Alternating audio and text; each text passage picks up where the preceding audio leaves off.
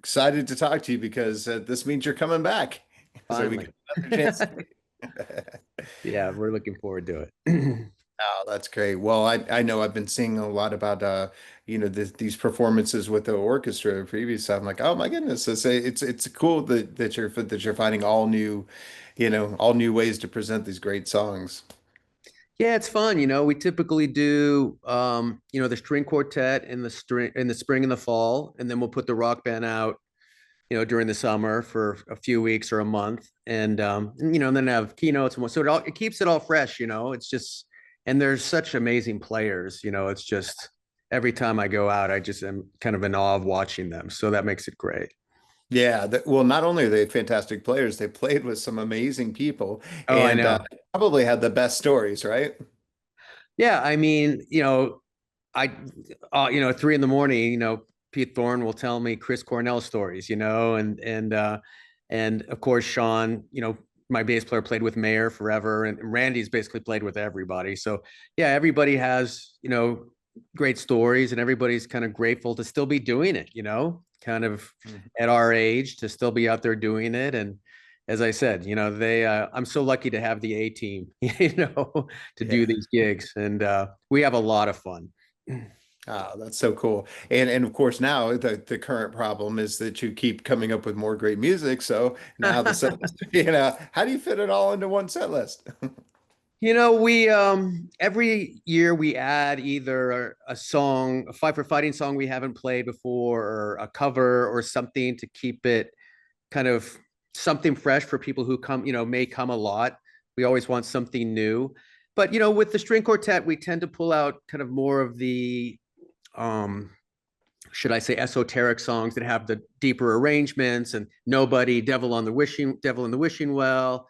And then with the rock band, it's more of a rock show, right? So we play 65 Mustang, we play New York City Weather Report. So the nature of what we're doing sometimes affects the set list, but there's always the ones you expect to hear. And but yeah, it's fun to add new songs. And for this next run, there's a song called Two Frogs that was on the Message for Albert record, which was the first record that nobody ever heard. But I hadn't heard it in like 15 years, and my daughter played it for me. Go, this song is pretty cool, and I listened to it. I'm like, man, we should do that. So we pull things out of the hat, and again, it keeps it fresh and fun for all of us. Yeah, well, and anytime you can get cool dad points, you got to take them, right? Well, my daughter actually is opening for me on the string quartet Oh, tours. that's amazing. Yeah, she has a little folk duo with her friend. She has her solo thing, which is amazing, but she has a folk duo with her friend Caroline. They went to NYU together, musical theater school, and they're great little songwriters, performers. So they've been opening for us the last two string quartet tours. They'll be opening for us on the October string quartet tour. Lace and Lee is what they're called, and they bring the house down. And to her credit, she never tells anybody that she's my daughter. She's like, I got to earn it. And then she comes out and sings "I Just Love You" with me during my set, and that basically, I still haven't gotten through it without tearing up a little bit. So. Uh, Thanks. Oh, I love that. Well, and also you've got a pretty notable guy running your orchestra too, right? Oh yeah, no, I mean, we again, my string players, they're all on Broadway. Katie's won a Tony Award, but they love playing rock and roll. This is like their favorite thing. Yeah. It's amazing to be a Broadway player, but you play 8 shows a week and it's exhausting, and you play the same thing for 6 months. So I think it's a nice break for them to get on the road and play rock and roll. And again, they're so amazing, and they're again to me they're worth the price of admission alone, because halfway through the show, I walk off and let them do their thing, and they again bring the house down. Yeah. Well, now of course we're going to get to see you come to town with Vertical Horizon, and Yeah. it's been fun to watch those guys as well. And you've known those guys forever, right?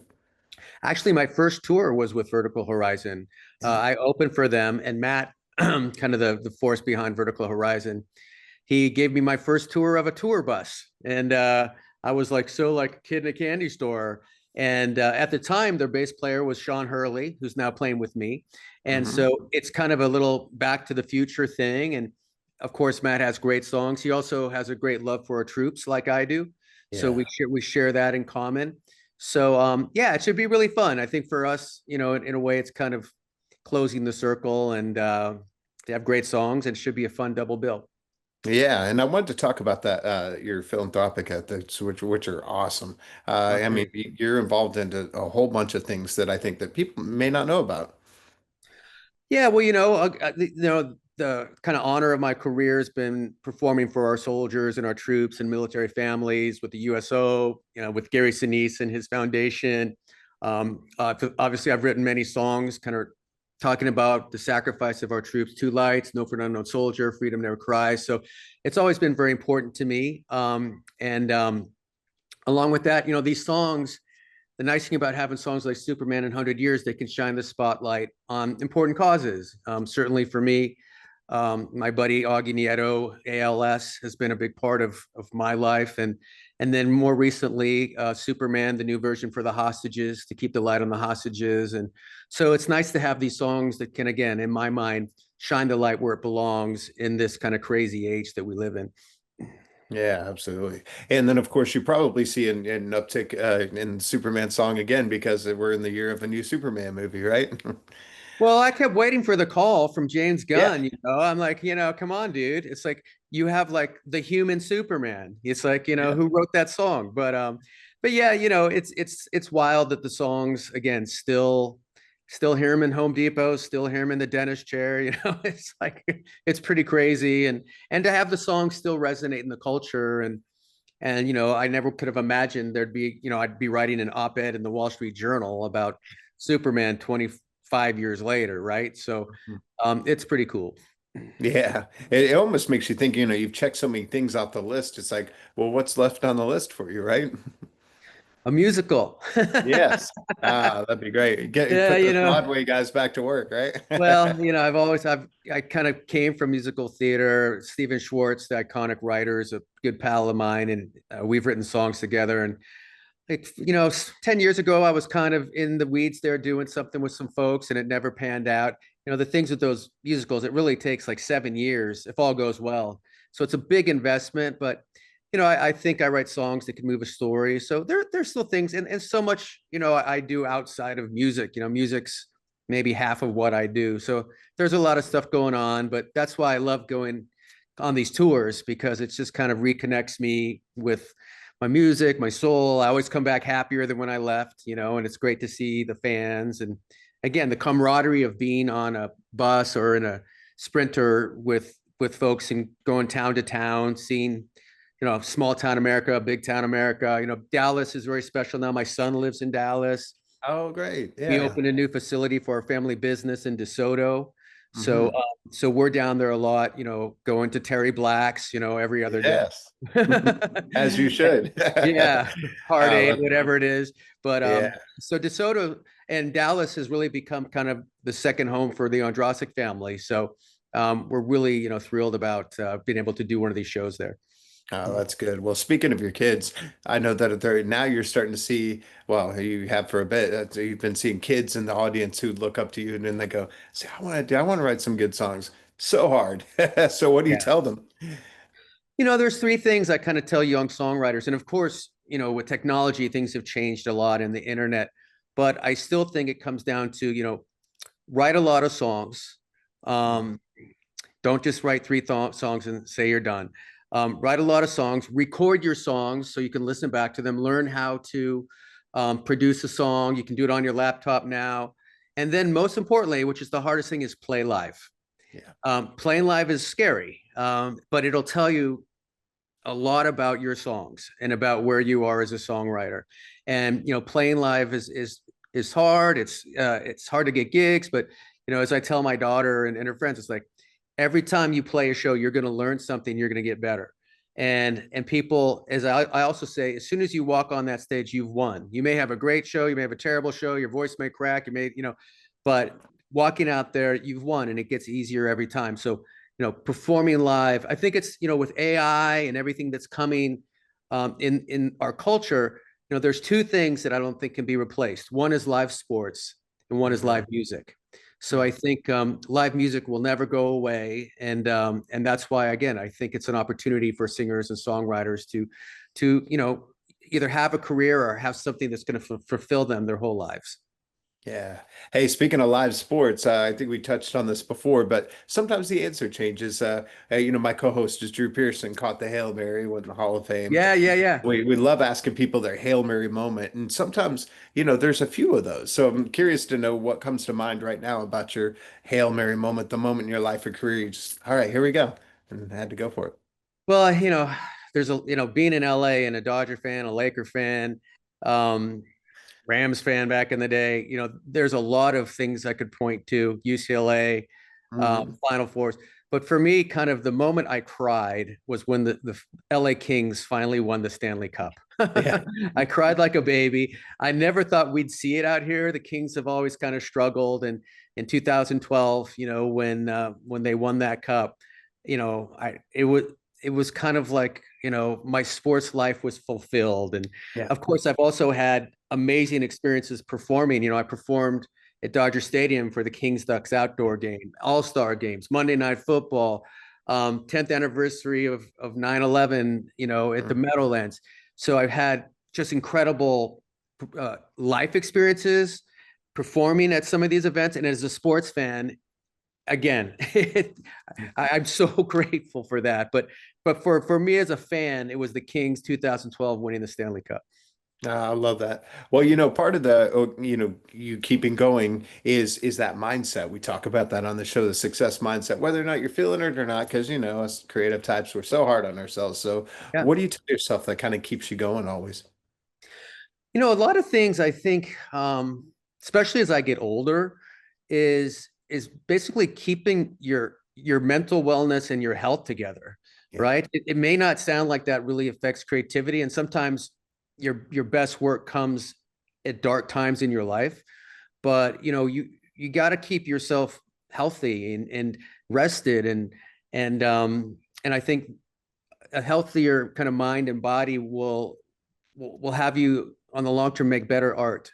And and for me, again, I've learned that as I've gotten older, and also understanding too that you know you want to take what you do very seriously, but you don't want to take yourself too seriously. And that can be hard to do, especially in the arts where it's not a meritocracy. It's not like sports, like, right? If you're Michael Jordan, you're going to play. You could be Leonard Cohen and never get a record deal or be heard. So I think the arts, again, you have to kind of have this understanding that, one person loves it, one person hates it. I don't care. I'm going to do my thing. And if it fulfills me, great. So I think kind of that attitude too of not being beholden to what people really think. And you'll have people that love you and people that hate you. And if nobody hates you, you're probably not doing anything. So I think that attitude too is important to sustain yourself and just kind of focus and love what you're doing. Because at the end of the day, very few of us are going to make a living in the arts, but it can be so fulfilling for our lives, and we can Yeah. do it our whole lives. And I think that's what I've learned over the years. And for a long time, I wasn't very good at that. Yeah.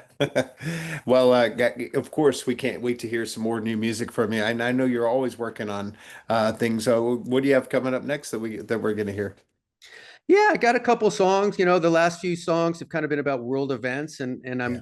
I'm looking forward to maybe just writing some things about kind of life and like I have been doing since I'm 15. So I got kind of few that I'm dabbling with, and I'm working with my daughter, kind of helping her with her young career, and as I said, there's always a story, and if something moves me, I like to write it down and sing about it. So there'll certainly be some new stuff in the next year or so. And I always talk about doing another album, and for years I'm like, that's a lot of work, and what are you going to do with it?